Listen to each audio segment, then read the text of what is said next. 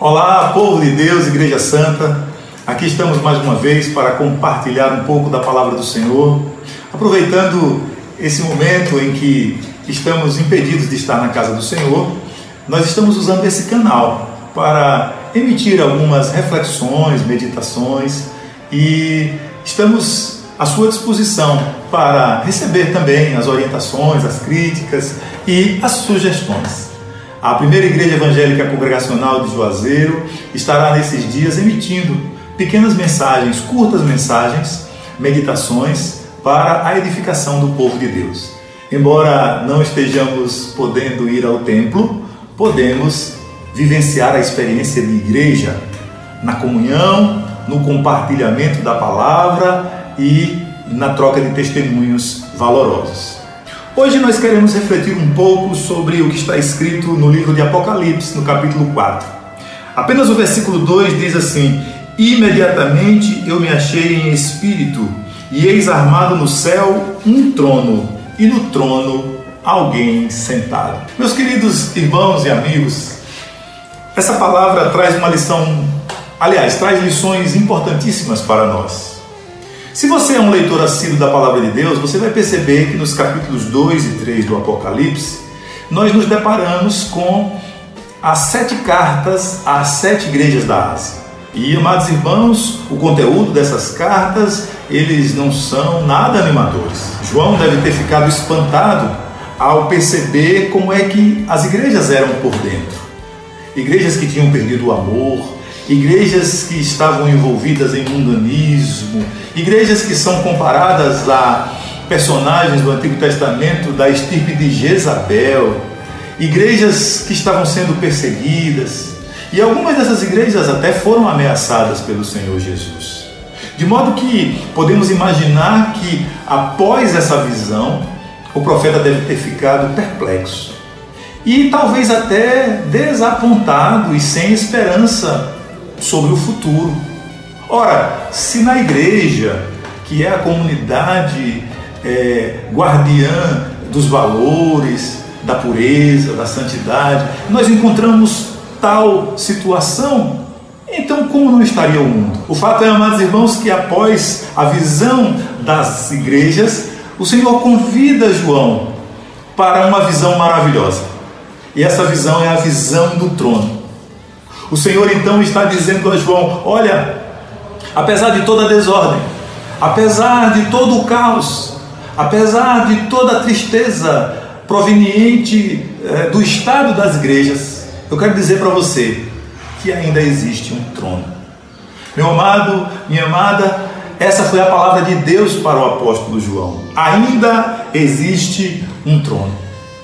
E nessa passagem entre os versículos 1 e 5, eu quero que você depois leia com calma, nós podemos encontrar algumas lições especiais para nós. O profeta recebe do Senhor informações preciosíssimas. Ele que está desapontado, ele que está talvez abatido, ele recebe o impacto da mensagem do trono. E a mensagem é: ainda existe um trono. E dentre as várias lições que nós podemos tirar daqui, eu gostaria de destacar pelo menos 4 lições. A primeira lição que essa visão nos traz entre os versículos 1 e 5 é que, apesar da aparente desordem, ainda existe um trono. Queridos, trono fala de poder, fala de governo, fala de soberania.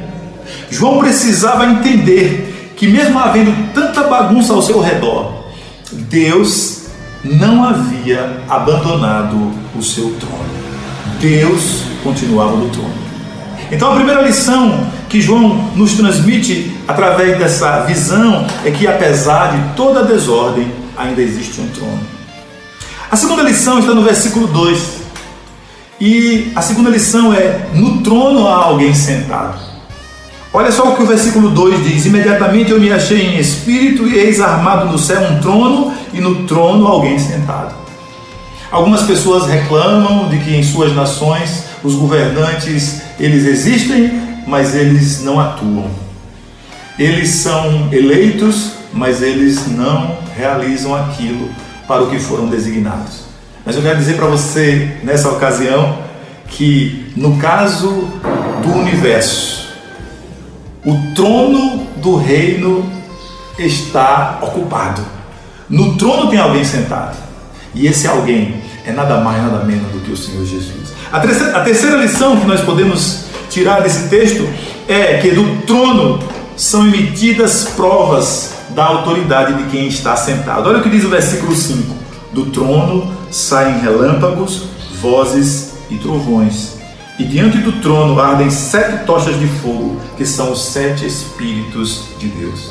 Meus queridos, os relâmpagos aqui, eles podem simbolizar as ordens emitidas pelo Senhor a este mundo aparentemente caótico e desordenado. Isso demonstra que o Senhor tem o controle em suas mãos. Isso demonstra que o Senhor não está confuso, não está perdido, mas que Ele está no trono e que Ele ainda emite as suas ordens. De modo que o que está acontecendo à nossa volta não passa despercebido pelo Senhor. Pelo contrário, ou Ele emite ou Ele permite tais acontecimentos. Lembre-se disso. E em quarto lugar, a quarta lição que nós aprendemos é que há uma porta aberta para o trono. O versículo de número 1 diz assim: depois destas coisas olhei, e eis não somente uma porta aberta no céu, como também a primeira voz que eu ouvi, como de trombeta, ao falar comigo, dizendo: sobe para aqui e te mostrarei o que deve acontecer depois destas coisas. É importante você saber que, apesar da soberania e da autoridade de quem estava sentado no trono, João viu que havia uma porta e também uma voz que o convidava a contemplar a história a partir do ponto de vista celestial e não a partir da desordem do mundo. Portanto, a quarta lição é que essa porta é um convite para que você contemple os acontecimentos à sua volta, não a partir do prisma da desordem desse mundo, do caos desse mundo, mas para que você contemple a história, os acontecimentos, a partir do trono do Senhor Jesus. Meu amado, que lições preciosas e como trazê-las para a nossa realidade hoje. A primeira coisa que nós precisamos lembrar é que a aparente desordem vista dentro das próprias igrejas, cujos líderes receberam cartas com ameaças, com cobranças, ainda há a esperança de um trono que governa o mundo. O trono não foi desarticulado. E aí então eu queria dizer para você que está aí preocupado nesses dias por conta dessa enfermidade, desse vírus que está rondando a humanidade. Eu quero que você saiba que, apesar dessa desordem aparente, ainda existe um trono. E que esse trono tem alguém sentado. E quem está sentado lá é nada mais, nada menos do que o Senhor Jesus, o Deus Todo-Poderoso. Em terceiro lugar, apesar de tudo isso, apesar de todas essas circunstâncias, o Senhor está emitindo as suas ordens. Não se engane, não se engane. O Senhor ainda está emitindo as suas ordens para este mundo, para esse aparente caos que estamos vivendo. E há um convite para que você contemple essas circunstâncias, não a partir do caos, não a partir da tristeza, mas que você aproxime-se do Senhor.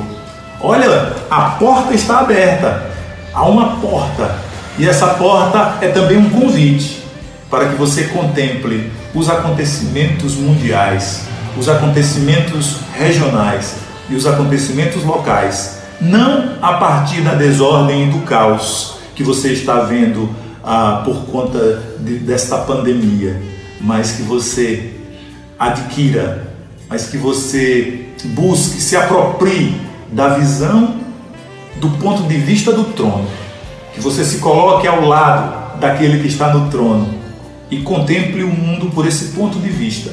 E aí então você vai entender que há solução e que nós não estamos em um beco sem saída. Que Deus possa te abençoar e te fazer compreender que, apesar de toda a desordem e de todo o caos aparente, o Senhor continua assentado num alto e sublime trono. Deus te abençoe.